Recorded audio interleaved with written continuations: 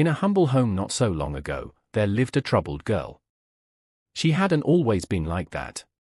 She had felt almost magical in her innocence as she entered the world and learned to communicate with other people. But that's where the fuckery began. As she grew older, the world was not like she imagined it. Nothing about how people behaved, not on television, in books, in the music she listened to, or anywhere else, represented how people actually behaved. She was deeply influenced by and strongly believed in the fairy tales ingrained in her childhood. From Beauty and the Beast, she learned that love knew no biases.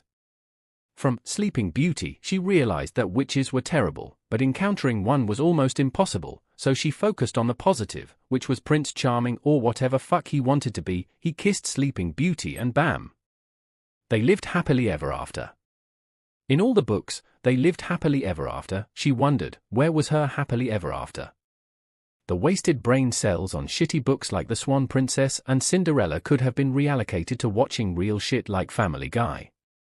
Join me in singing this lovely song. I love you, you love me, we're a happy family, with a great big hug and a kiss from me to you. Won't you say I love you too? In her head, that's how simple love should have been, among friends, among family, among strangers. That's how pure she imagined life to be. She believed in that purple fucker Barney, and even named her wand in his honor. Anyway, less profanity and back to the script. However, let me introduce myself. My name is Mark. I will narrate this beautifully orchestrated tale of the enchanting Ginger Monroe. This is my first gig though, I must admit.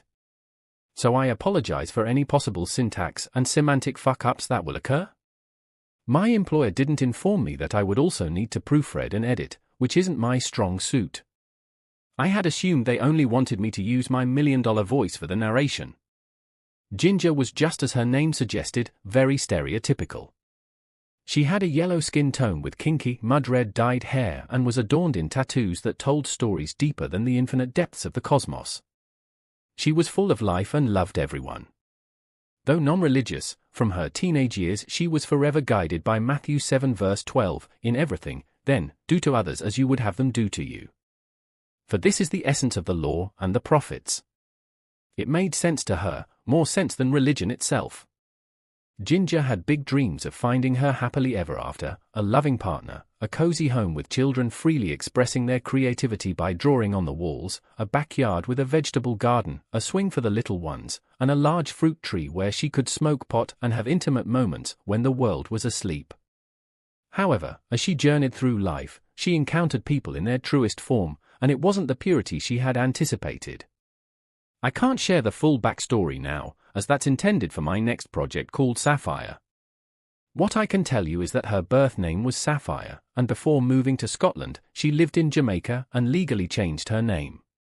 What I will provide you with, though, is a little insight before delving into the main story.